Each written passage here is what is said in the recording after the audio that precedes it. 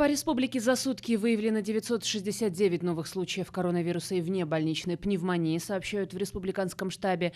В Бишкеке 611 случаев, в Аше заболели шестеро, в Чуйской области 86 человек, в Волжской области 22 новых случая, в Таласской 18, в Нарынской 20, в Иссыкульской области 59 новых зараженных, в Джалабадской области 88, в Баткенской 59. Всего за весь период выявлено 159 089 случаев заражения ковидом. Вместе с тем за сутки от коронавируса выздоровели 1616 пациентов, но скончались 14.